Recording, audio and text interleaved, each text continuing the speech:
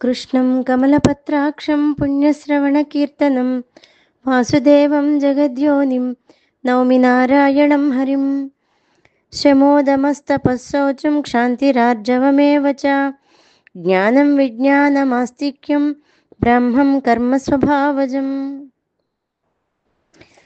అంతర్నిగ్రహము, మనోనిగ్రహము, బాహ్యేంద్రియ నిగ్రహము, తపస్సు, శుచిత్వము, నిజమైనటువంటి రుజుమార్గవర్తనము, శాస్త్రజ్ఞానము, అనుభవ జ్ఞానము, దైవం నందు, గురువునందు, శాస్త్రమందు నమ్మకము కలిగి ఉండటం, ఈ స్వభావం వల్ల పుట్టినటువంటి బ్రాహ్మణ కర్మ అదే బ్రాహ్మణ కర్మ అవుతుందిట. అంటే జ్ఞానము విజ్ఞానములు రెండింటినీ ముముక్షువులు తప్పకుండా కలిగి ఉండాలని భగవానుడు భగవద్గీతలో అనేక సార్లు చెప్పాడు. కేవలము శాస్త్రజ్ఞానము చాలదు, అనుభవం కూడా ఉండాలి. అనుభవం వల్లనే మనిషికి హృదయ పరిణామము, ఆనందము కలుగుతూ ఉంటాయి. ఇంకా మనుషులకి పరమార్థ విషయములపై విశ్వాసం కూడా కలుగుతూ ఉంటుంది.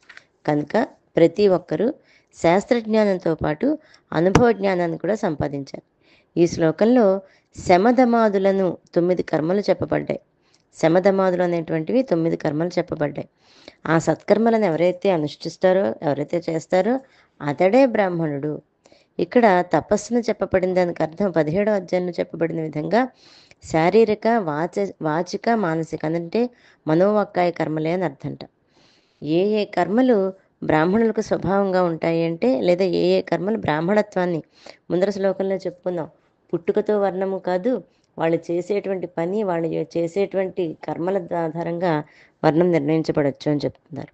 ఇక్కడ అవి ఏ ఏ కర్మలు అంటే అంతరింద్రియ నిగ్రహము, బాహ్యేంద్రియ నిగ్రహము, తపస్సు, బాహ్య అభ్యంతర శుచిత్వము, ఓర్పు, రుజు ప్రవర్తన, శాస్త్రజ్ఞానము, అనుభవ జ్ఞానము, ఆస్తిక భావము అంటే దేవుని యందు, గురువు యందు, శాస్త్రాల యందు కూడా విశ్వాసము.